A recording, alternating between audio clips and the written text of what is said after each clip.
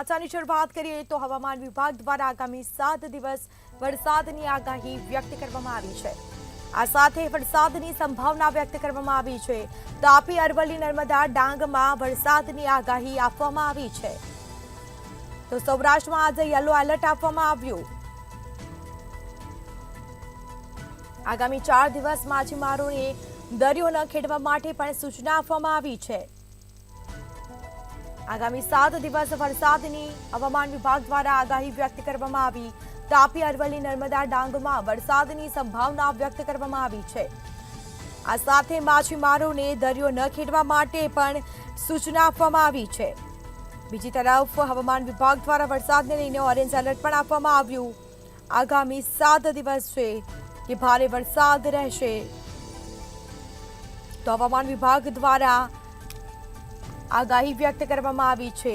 આજથી ફરી એક વખત ગુજરાતમાં વરસાદની આગાહી, વરસાદનો રાઉન્ડ શરૂ થશે। તો વધુ વિગતો સાથે સંવાદદાતા અનિતા પરમાર લાઈવ જોડાઈ ગયા છે। જી, હવામાન વિભાગ દ્વારા આગામી 7 દિવસ વરસાદની આગાહી વ્યક્ત કરવામાં આવી છે। કેટલાક જિલ્લાઓમાં ઓરેન્જ એલર્ટ આપવામાં આવ્યું, શું માહિતી?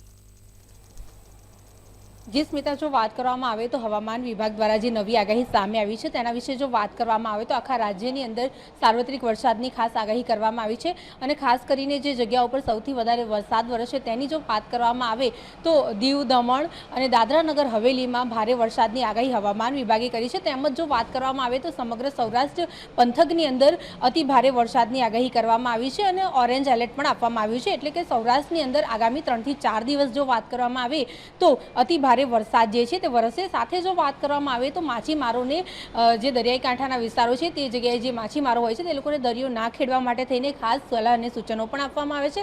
અમદાવાદ, ગાંધીનગર અને મહેસાણાની જો વાત કરવામાં આવે તો ગાજવીજ સાથે વરસાદનું આગમન થશે તેવું હવામાન વિભાગ દ્વારા જણાવાયું છે। આગામી 2 થી 3 દિવસ સુધી અમદાવાદ, ગાંધીનગર અને મહેસાણામાં ખાસ ગાજવીજ સાથે હળવાથી લઈને મધ્યમ વરસાદની આગાહી કરવામાં આવી છે। સાથે જો વાત કરવામાં આવે તો વહેલી સવારના પહેલા તો તમને દ્રશ્ય બતાવીશું। જે દ્રશ્ય આપ જોઈ શકો છો કે અમદાવાદના આ દ્રશ્યો છે અને અમદાવાદના આ દ્રશ્યમાં વહેલી સવારથી જ વાદળો ઘેરાયા છે અને વહેલી સવારે ઝરમર વરસાદ જે છે તે વરસ્યો હતો। ત્યારબાદ જો વાત કરવામાં આવે તો અત્યારે હાલ પણ વાદળો ઘેરાયા છે અને ગાજવીજ સાથે વરસાદનું આગમન થશે તેવું હવામાન વિભાગ દ્વારા જણાવ્યું છે। સાથે જો વાત કરવામાં આવે તો બનાસકાંઠા, પાટણ, મહેસાણા, સાબરકાંઠા, અરવલ્લી, મહીસાગર, પંચમહાલ, દાહોદ, વડોદરા, છોટાઉદેપુર અને નર્મદા અને ભરૂચ આ બધી જગ્યાએ ખાસ કરીને ગાજવીજ સાથે વરસાદનું આગમન થશે। સાથે જો વાત કરવામાં આવે તો હળવાથી મધ્યમ વરસાદ વિશે વાત કરવામાં આવે તો કચ્છની અંદર ખાસ હળવાથી લઈને મધ્યમ વરસાદ વરસશે। ત્યારે અત્યારે હાલ જે આપ વહેલી સવારના દ્રશ્યો જોઈ રહ્યા છો એ અમદાવાદના આ દ્રશ્યો છે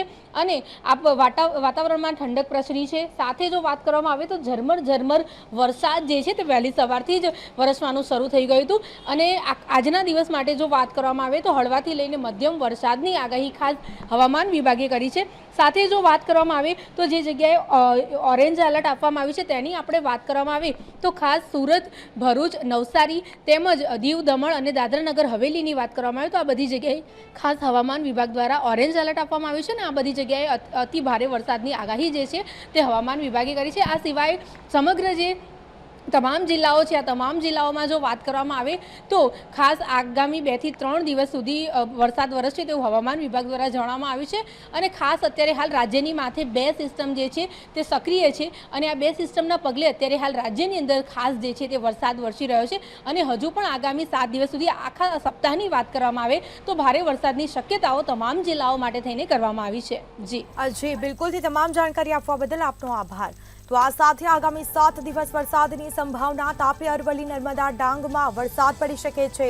આગામી 4 દિવસ માછીમારોને દરિયો ન ખેડવા માટે પણ સૂચના આપવામાં આવી છે। વધુ એક વરસાદનો રાઉન્ડ છે તે ગુજરાતમાં શરૂ થયો છે।